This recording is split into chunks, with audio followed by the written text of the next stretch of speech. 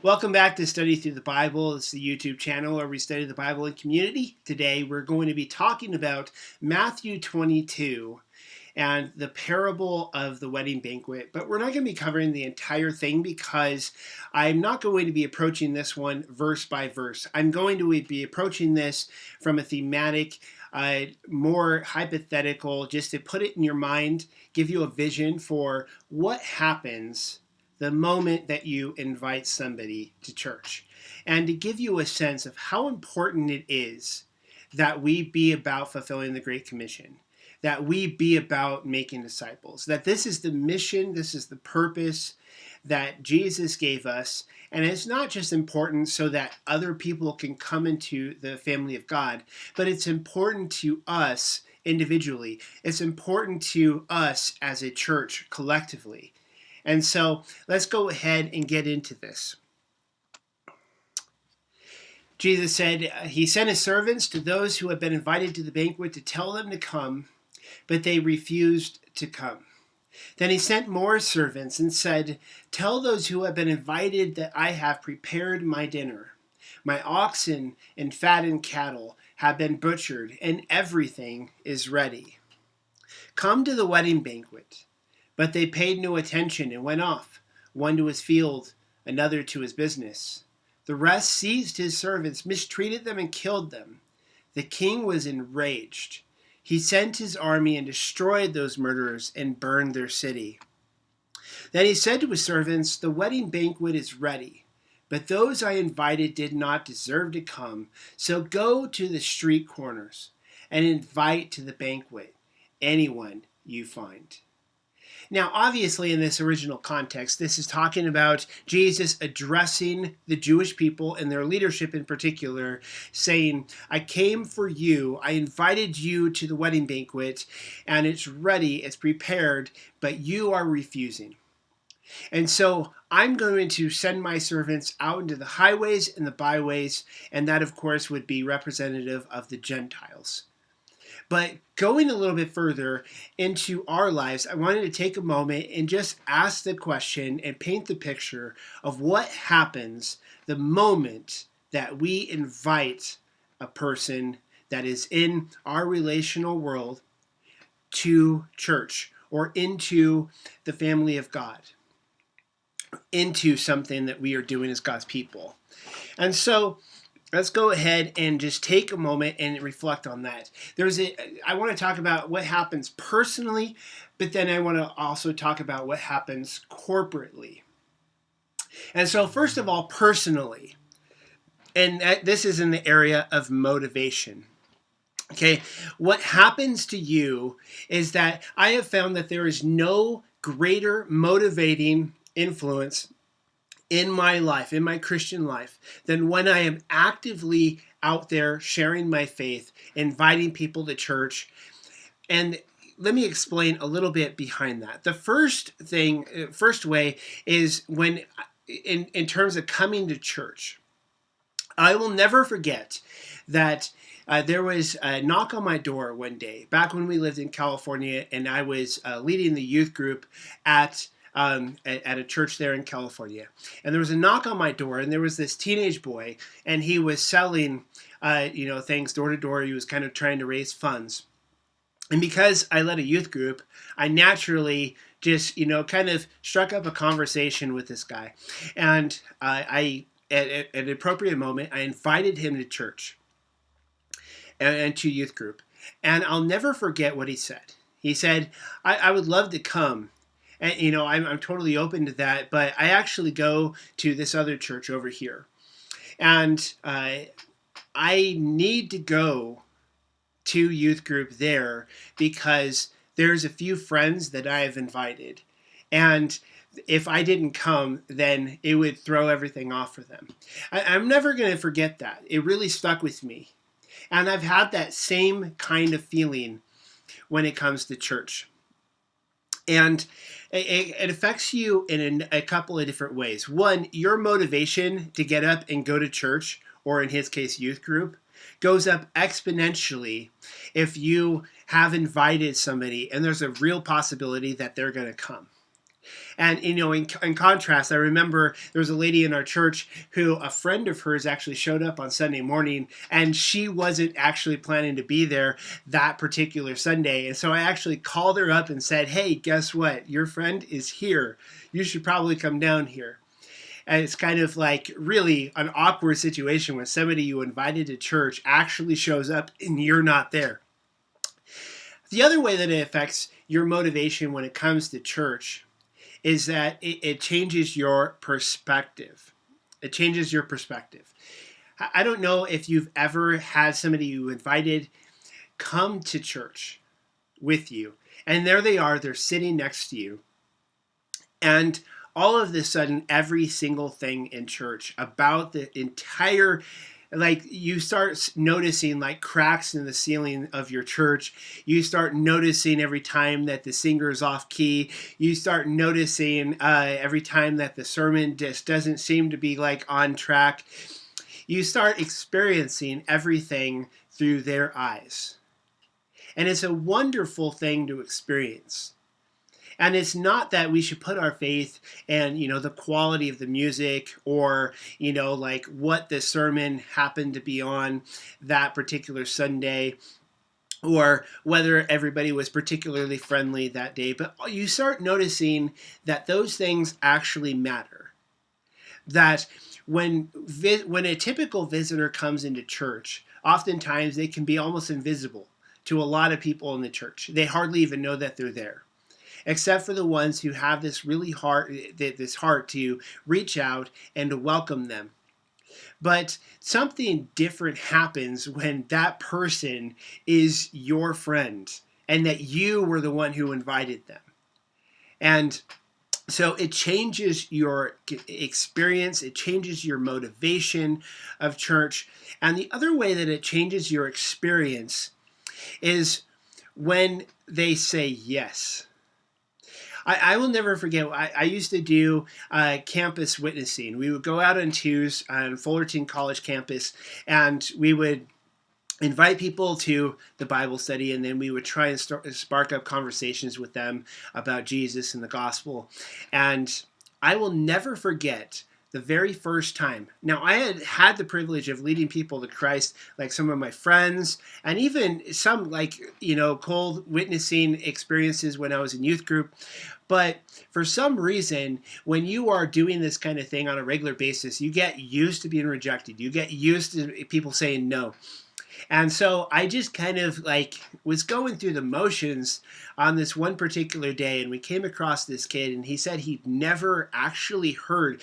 He said his dad was Christian and his mom was Buddhist. And so they never told him the gospel. He did not know who Jesus was and what he did and what the message of the gospel was. And so I took the time and I walked him through some verses that shared the gospel with him, and I asked him, kind of just, going through the motions at that point, hey, would you actually want to pray and accept Jesus as your Savior? And I was almost like packing up and ready to go because I was so used to getting no, even if somebody had kind of humored me throughout the rest of the conversation. And I remember how thrown I was when he actually said yes. I actually had to turn around and I was kind of like, wait, what did you say? There is something amazing and profound because you are going to experience a lot of no's, when our culture is increasingly going in the way in which people are not necessarily wanting to go to church, not really thinking very highly of Christians, not very prone to want to go to church. And so the chances are you're going to hear the word no a lot. And so much sometimes that you might be like me, that when somebody actually says yes, that blows you away. And so I had the privilege of actually sitting there and praying with this guy, leading him to Christ. And I was so pumped. I was so pumped that I was almost afraid to talk to the guy again because I was afraid he'd change his mind. There is something that amazing that happens when somebody actually says yes when you invite them to church, invite them into the gospel or into a spiritual conversation. There's something absolutely energizing about that happens. And so the next way is corporately. Corporately, what happens when you invite somebody to church? And I would say what happens when we when we become people who are inviting to church. Let's just imagine hypothetically, as we're talking about these things, what would happen if every single one of us was a member of this church? What if this week you made a point of inviting just one person to church? Well, here's a little bit of what would happen. Okay, first of all, our experience would change. And I have to say that people drastically underestimate the value of just showing up. And this happens with Christians as well as non-Christians. There is a very big difference between a room that seems half full and a room that seems like it's busting at the seams. There is something absolutely different about the experience that happens with that. And I can say, even as a pastor, if I come out and there is, the room is packed, then I'm going to have a whole lot more life in my sermon, in my preaching, than I am if the room is like, it just seems dead. Okay. And so the same thing just kind of unconsciously, subconsciously happens with us when there is a lot of people, and especially when there is a lot of new people. The thing that I've noticed about churches that have a culture where new people are regularly coming, new people are regularly accepting Christ, new people are regularly getting baptized and plugging into service and plugging into Bible studies, is that it infuses life all around the church. And there's been seasons in this church where we've experienced that, where we've had a lot of people that were getting baptized, and I just remember how like the room would be almost buzzing, when we were going through that stage. And I would love to see what would happen if we just got back into that stage again. And so our experience changes corporately when we invite, because there's new life that's being pumped into the church just by the physical presence of new people, and especially if they're people that we've invited. The second thing that I see that changes corporately in churches where inviting is a part of their DNA, they are outward focused, they're mission focused, they're out there and people are regularly coming, is that there seems to be a lack of drama that comes with those types of churches. The more outward focused that a church is and the more mission focused that they are, that it's almost like they don't even have time for inward focused issues and problems. And so if an individual starts trying to cause problems, whether they be interpersonal problems or problems in a particular ministry of the church, or they start being divisive or whatever it is, and a church that is outward focused and growing, I find that they just are really not tolerant. They do not tolerate those types of things well. So it cuts down dramatically on the amount of drama that you have. And so that increases everybody's experience of church. A lot of times people stop coming to church because of the experience they have with other Christians. Not because necessarily anything that the church is doing. Yeah, sometimes that happens. Sometimes people leave for petty reasons because they don't like the worship, or they don't like, a particular change or decision that's made, or they nitpick on something theologically. That does happen, but a lot of times there are tons of people who just stop going to church altogether because of their experience with other Christians. And so that can completely change. Not only do you have new people coming, but you have fewer people that leave out the back door because their experience in church and with other Christians becomes a positive one instead of one that they're struggling with and experiencing a lot of drama. So the second thing that changes corporately is potential. Potential. Now, a lot of churches are, averaging somewhere around 100 or less. Okay. And this kind of becomes this issue. Yeah, you have like a bunch of mega churches, and sometimes it seems like those are the only churches that exist. But a lot of times, in smaller churches, the mentality is like, well, how are we going to compete with a bigger church?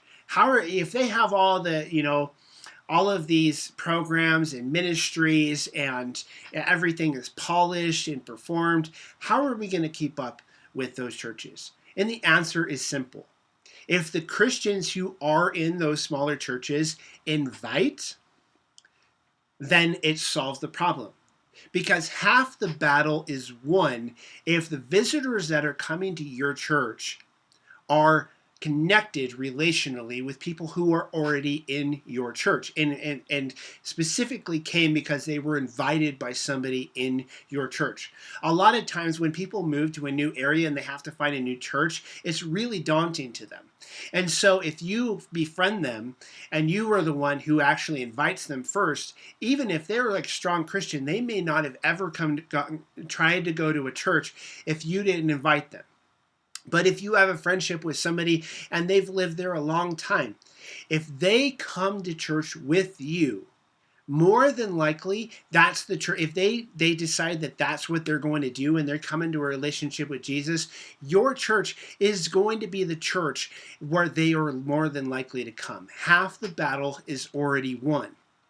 Now, I just want you to do the math, and I want you to think about the fact that, most churches, they struggle with attendance, they struggle with finances, they struggle with finding people to serve. And you know what one thing dramatically can change that overnight? Inviting people to church. Let's say a church that has 70 people in it on a regular basis, or maybe they just have 70 total people that attend that church. So 70 people decide, this next week, I am going to invite one person. I'm going to absolutely make sure that I invite one person to church. And let's say they just say, within my relational network. So somebody who's my neighbor or coworker or friend or, somebody who is connected to me relationally. I'm going to invite one of those people to church. All of a sudden, the potential of that church that next Sunday is 140 people. Now, I get it that not everybody's going to show up who's invited, but the likelihood that 70 people are going to be invited and not one of them is going to show up is very, very low. And in fact, you probably are going to experience something where a lot of them show up.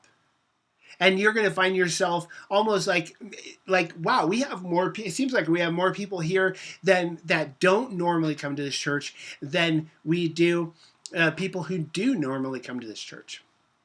Okay, and so the potential overnight of a church that feels like they're small can go up to, and then let's say that 30 of those people show up the next Sunday. So now you're at 100.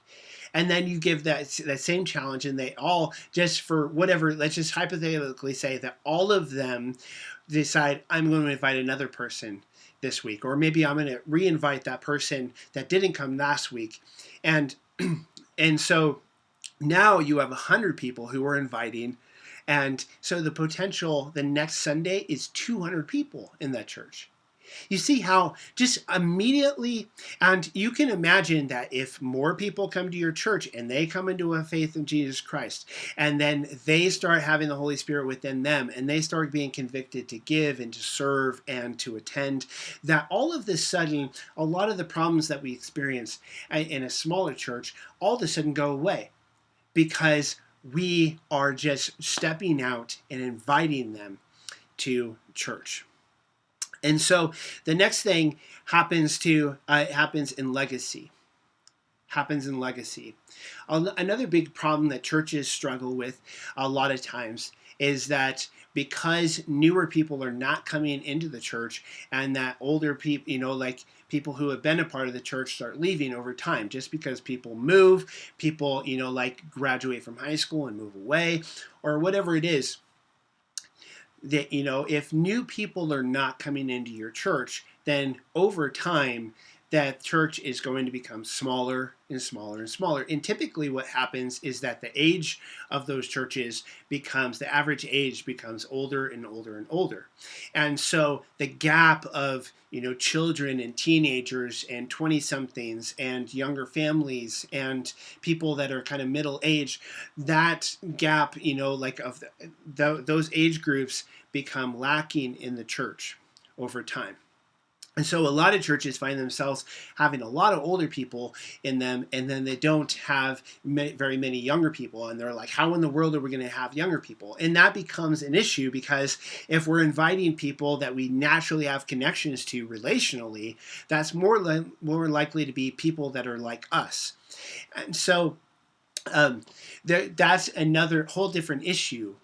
But a church that has a culture of being mission-minded, they're out in the community, and they're constantly having new life. There are new visitors, new people coming to Christ, being baptized, serving, stepping into leadership.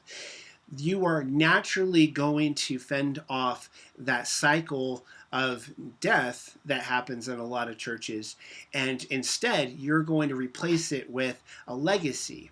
You can feel confident if you happen to be a person who's older in the church. You can be confident that the church that you've invested so much time in as you were younger, and it was a church that you at one time you invited, you served, and you maybe even served in leadership in some capacity, and maybe you've moved beyond that and you serve more of it as a mentor role to those who are behind you are doing. You can be confident that as you move into that next stage of life and you look forward to going home and being with the Lord, you can be confident that the church that you've invested so much time in, and that community you've invested so much of your energy and your passion in, that is going to remain long beyond you. And that next generation is going to take the ball, and they're going to run with it, and they're going to invite, they're going to serve, they're going to lead, and it's going to keep going. And that church is going to continue, and it's going to leave a legacy behind it of a transformed community over time. And so some of you may be thinking, okay, but you kind of already mentioned it a little bit before. Well, I have invited people to church, and I have experienced a lot of people that say no. And our culture is moving in a direction in which fewer and fewer people seem to want to just make that jump from like nothing to I'm going to go to church. Church worship service itself seems really scary and daunting, and people don't have the context for it, and they wonder, what kind of strange things do you guys do when you do there? And I turned on the TV last week and I saw these guys doing this stuff, and like, what in the world was that? And like a lot of questions that are just being peppered throughout the media and the shows that they watch about what Christians believe, and it doesn't have the same kind of appeal that it did in a generation past, when just if you were a decent person, you just went to church and that's what you did. So you may be thinking, well, why should I even invite? They're just going to say no. Let me throw this out there to you. You may be right. And so let me ask you a question. What do you enjoy doing? And you may think like of things that are just normal, routine, everyday things. You may think of just things like, well, I like to watch TV. Or I like, I actually enjoy the things that I do around my property and working on things, and just kind of daily tasks and chores. Or I just really enjoy my work and my job, or I may enjoy this hobby. Most of us have some level of hobby, or just things that if you ask yourself, what if I have spare time, what am I prone to do with my spare time? If you answer that question, I'm going to give you an example. Okay, so I really like baseball. And so for me, I've coached baseball. I've coached my kids, little league teams every year that I've been, here at this church, and before that, and I used to play baseball and all those kind of things. Okay, so I've been out involved in part of this aspect of what I'm talking about. Okay, so but it's not just in official things that are out there. It's not just about like me joining up with a community baseball or softball team, or me coaching my kids' little league team, or and just building relationships that way. What if I were to take baseball and I would just put out feelers in the community or with the people I have a relationship with, and even within the church, and I just said, hey, I wonder what other guys or even girls would be interested in just getting together and watching a baseball game on Saturdays, together. There's usually like an earlier game that's on Saturdays, or maybe even evening games, or you just kind of set a general time range where you say like, hey, let's get together at, maybe we do different people's houses every time. Maybe we just go to the local, like, bar or pub or restaurant or whatever, and we just relax and we watch whatever team that's playing, and that we kind of just get together and we enjoy baseball together. What if I were to make that available, make myself available in the community, and that is an opportunity, and just see who that attracts? Or maybe even just video game baseball. Maybe it's people who like to just go out and play catch, or take batting practice, play home run derby, whatever. There's a lot of different ways in which just baseball, maybe even people who don't play baseball, but they want to learn how to play. Maybe, pitching lessons, because I used to pitch. They're just, you take that one particular activity and just see what happens. And so you start getting together with people doing something that you already enjoy doing. And maybe you enjoy doing it by yourself, but you step out of your comfort zone a little bit and you invite other people into that activity. And so now watching baseball becomes an activity that puts me around not only other Christians who enjoy the same activity, but non-Christians who enjoy this activity. And what if at a certain point you just talk to the other Christians involved and you just say, hey, you guys want to start getting together afterwards, and we can just kind of like open up the Bible and we can start talking about it, or we can just start talking about what God's doing in our life, or different opportunities to share our faith and how that's going, and just encourage each other and hold each other accountable, and just share what we're learning. Or maybe it becomes a concentrated Bible study. I don't know. But what if you just started doing that? And then what if those non-Christians who come for the, completely secularized portion, just hobby-based portion of what you do, what if you just said, hey, you know what? Afterwards, a few of us, we just stick around and we just talk about, like what's going on in our lives and our faith journey and all that kind of stuff. And would you be interested in that? I don't even know. I don't think I've ever heard what you believe. I would love to hear your thoughts on that, in what you believe about God and spiritual things, and about the Bible, about Jesus. Just see where it goes. So I throw that out there as a challenge, something that you can do with this tangibly. Okay, you may be somebody who's just like confident in your faith, and you're like, you know what? I don't have any problem actually inviting people to church. I just haven't done it in a while. And so you actually just straight out invite them to church. Or maybe you have a friend, you're like, you know what? He's been asking a lot of questions and I've been kind of dodging him. I'm going to approach that person. Maybe you just say, I'm going to pray, and I'm going to start praying intentionally for my unchristian friends. Maybe you say, like, I don't have any contact with any non-Christians ever. And I'm going to pray about this. I'm going to pray about how I can be intentional about maybe doing what you said and getting around non-Christians. But whatever it is, whatever the Lord's leading you, I just encourage you to take that step of faith and to do it. Because as we've talked about, this is the instructions that Jesus gave us. We're to be about inviting people to the wedding banquet of the kingdom. So what are we doing with that? We've talked about how it impacts you personally, and then we've talked about how that impacts us corporately as a church. And so let's be people who are mission minded, who are inviting, and encourage other people to come into a relationship with Jesus Christ. And let's work with each other and encourage each other in the process of doing that. And so, for those who are new to the channel, what we do here, 3 simple steps. 1, check the description down below where I give you study assignments to help you get into the Bible and understand what it is that you're reading.